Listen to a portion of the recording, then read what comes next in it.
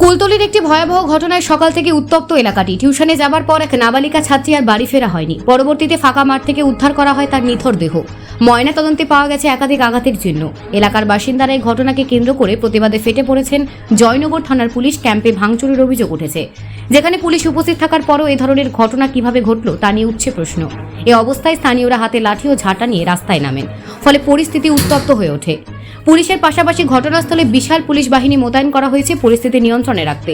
ঘটনার মূল কারণ খোঁজার জন্য তদন্ত শুরু করেছে পুলিশ। এলাকাবাসীরা নিরাপত্তা ন্যায় বিচারের দাবিতে বিক্ষোভ চালিয়ে যাচ্ছেন।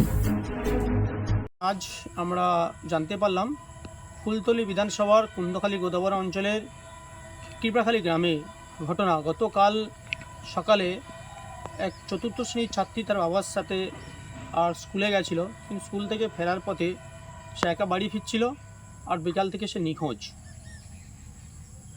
রাত্রে পরিবার সহ আর বাড়ির লোকজন ক্যাম্পে গেছিল, মুন্সিপালিটি ক্যাম্পে, পুলিশ ক্যাম্প, কিন্তু তারা কোনো গুরুত্ব দেয়নি।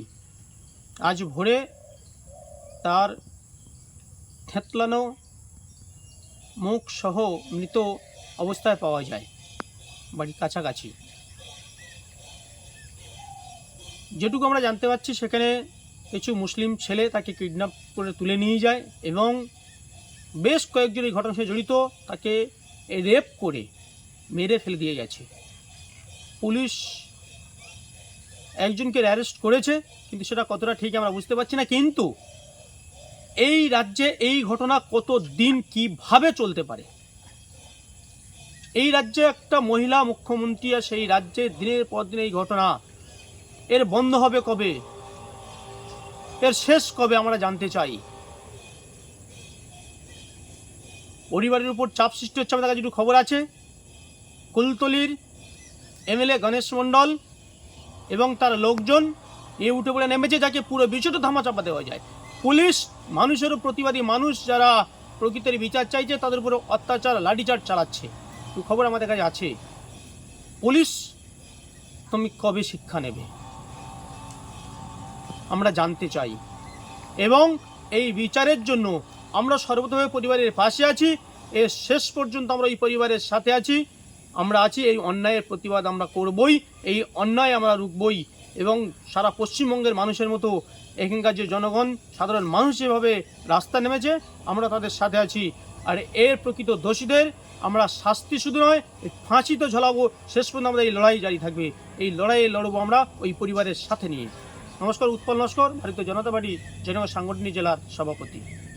10 বছরের নাবালিকাকে ধর্ষণ করে খুনের অভিযোগ।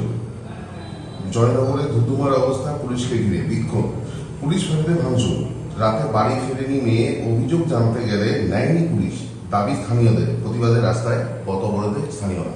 দেখুন, এই তো মুখ্যমন্ত্রীর নির্দেশেই এটা করেছে পুলিশ, অভিযোগ নেয়নি, কারণ মুখ্যমন্ত্রী বলেছিল আপনারা সহজে এফআইআর নেবেন না।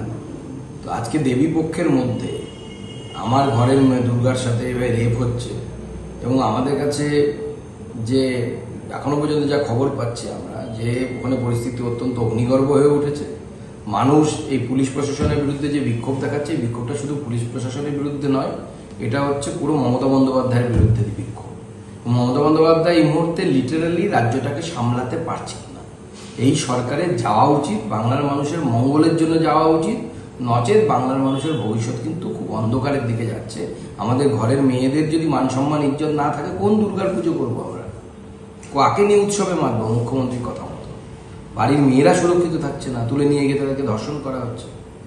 হসপিটাল থেকে বস্তি কোথাও সুরক্ষিত নেই। কি অবস্থা রাজ্যের আইনগুলো? গোটা বাংলাটাই অসুরক্ষিত, কারণ মাননীয় মুখ্যমন্ত্রী হচ্ছে এই গুন্ডা, বদমাস, মাতাল এবং রেপিস্ট তাদের মুখ্যমন্ত্রী, সাধারণ মানুষের মুখ্যমন্ত্রী।